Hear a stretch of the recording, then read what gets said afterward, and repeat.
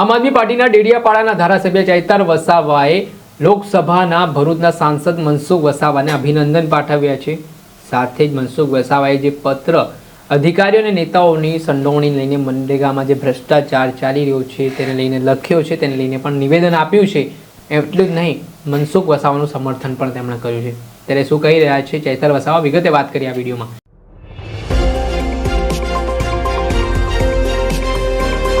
નમસ્કાર દર્શક મિત્રો, સ્કાયનેટ મીડિયામાં આપનું સ્વાગત છે. હું છું ફૈઝાન. આ જિલ્લાઓમાં નર્મદામાં ખાસ કરીને મનરેગા યોજનાનો મુદ્દો ખૂબ ચર્ચાનું કેન્દ્ર બન્યો છે.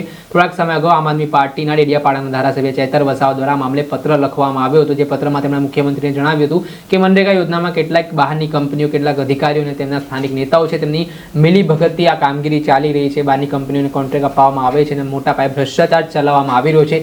ત્યારબાદ હવે પોતે જેમ કે ભરૂચ લોકસભાના સાંસદ, જે સરકારના સાંસદ છે, તેમણે પોતાની સરકારના અધિકારીઓ અને પોતાના પક્ષના નેતાઓ સામે મોરચો ખોલ્યો છે. તેમણે એક પત્ર લખ્યો છે મુખ્યમંત્રી ભૂપેન્દ્ર પટેલને. જે પત્રમાં તેમણે વાત કરી છે કે કેટલાક સ્થાનિક નેતાઓ અને અધિકારીઓ છે તે મિલીભગતથી આ જે કોન્ટ્રાક્ટ પ્રથા મનરેગામાં ચાલી રહી છે, બહારની કંપનીઓમાં જે ગોઠવણ કરવામાં આવી રહી છે તેના સામે તેમણે સવાલ ઉઠાવ્યા છે. અને તેમણે કહ્યું છે કે જે પારદર્શકતા જળવાવી જોઈએ સરકારી કામમાં, તે પ્રકારની પારદર્શકતા જળવામાં નથી આવી રહી.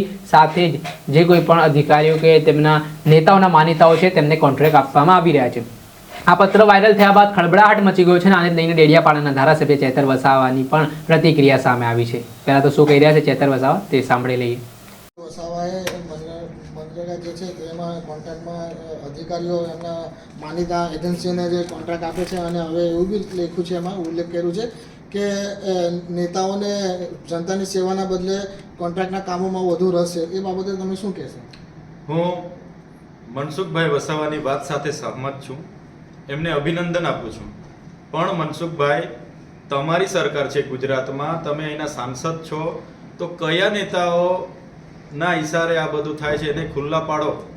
અમે તો 23/10 રોજ મુખ્યમંત્રી અને જિલ્લા કલેક્ટરને લખીને આપેલો છે. આ મારો પત્ર છે કે બહારની એજન્સીઓ મટીરિયલ પૂરું પાડવાના નામે અહીંયા કરોડોના ભ્રષ્ટાચારો કરે છે.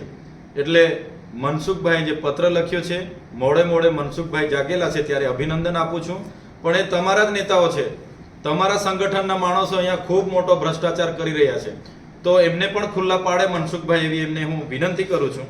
આજે અમારા ડેડિયાપાડા વિસ્તારના સરપંચોએ આવેદનપત્ર આપ્યું. એમાં બધાએ સહી સિક્કા કર્યા છે કે અમને બહારની એજન્સી નથી જોઈતી, અમે જાતે જ એજન્સી તરીકે અમલીકરણ સંસ્થા તરીકે પાત્રતા ધરાવીએ છીએ, જીએસટી નંબરો તમામ પંચાયતો પર છે. તો કેમ પંચાયતોને ડાયરેક્ટ એજન્સી તરીકે કામ આપવામાં નથી આવતું? કેમ બહારની એજન્સીઓને અહીંયા લાવવામાં આવે છે? અને કોણ લાવે છે? ભાજપના ચૂંટાયેલા પદાધિકારીઓ લાવે છે, ભાજપના સંગઠનના લોકો લાવે છે કે કોણ લાવે છે? એ પ્રશ્ન અહીં ઉપસ્થિત થાય છે. અને સંગઠનના લોકો અહીંયા બહારની એજન્સી લાવીને કરોડોના ભ્રષ્ટાચારો કરે છે. સાથે સાથે અમારે આ જિલ્લા સંકલનમાં મનરેગામાં મેં પૂછ્યું કે ગયા વખતે ડેડિયાપાડામાં 22 કરોડના બિલો ચૂકવવામાં આવ્યા. VM પટેલ કરીને એજન્સી હતી એને. તો એ બિલો કયા વાઉચરોના આધારે, ક્યાંથી મટીરિયલ નાખ્યું, એની રોયલ્ટી બિલ કાં છે, જીએસટી બિલ કાં છે? કોઈ વહીવટી તંત્ર પર એના બિલ નથી. એમણે કીધું કે એ બિલો અમે એજન્સી પાસે હશે. તો બિલો વગર પેમેન્ટ 22 કરોડનું તમે કઈ રીતના ચૂકવી શકો? આ એ સરકારી અધિકારીનો જવાબ છે. એટલે પોતાની સરકારમાં 60 ટર્મના સાંસદનું કોઈ માનતું ના હોય તો તમે વિચારો કે અહીંયા કઈ હદે અધિકારી રાજ ચાલતું હશે અને કયા નેતાઓના ઈશારે અહીંયા આટલા બધા કૌભાંડો થાય છે. અમે આવનારા દિવસોમાં એ બાબતને લઈને પણ ખૂબ મોટું આંદોલન કરીશું અને કયા નેતાઓ છે એમને પણ અમે ખુલ્લા પાડીશું. અને જે પણ એજન્સીઓ બહારની નર્મદા જિલ્લામાં આવશે એમને પણ આપણા માધ્યમથી હું કહી દઉં છું, અહીંયા ઘરના છોકરાઓ ઘંટી ચાટે અને બહારનાને આટો અમે ચલાવવાના નથી. લોકલ એજન્સી હશે, મારી ડેડિયાપાડાની કે શાકબારાની, એ કોઈ પણ હશે તો કરવા દઈશું. બહારના એક પણ જણને ડેડિયાપાડામાં હું કામ કરવા દઈશ નહીં. આ ચોખ્ખી મારી ચેતવણી છે.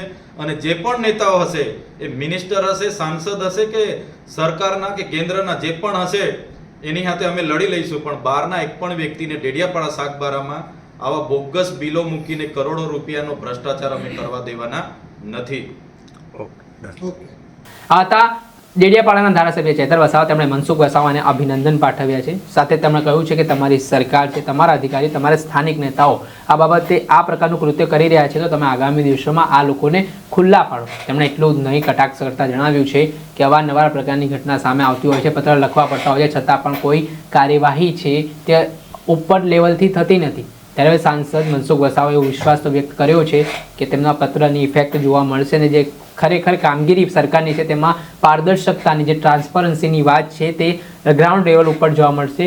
ત્યારે હવે જે અધિકારીઓ છે, જે નેતાઓ છે, જે આ પ્રકારનું કૃત્ય કરી રહ્યા છે, મનરેગામાં ભ્રષ્ટાચાર ચલાવી રહ્યા છે, તેમની સામે કયા પ્રકારની કાર્યવાહી આગામી સમયમાં કરવામાં આવે છે તે જોવું. દર્શક મિત્રો, સ્કાયનેટ મીડિયાને લાઈક કરો, સબસ્ક્રાઇબ કરો અને શેર કરવાનું ભૂલતા નહીં.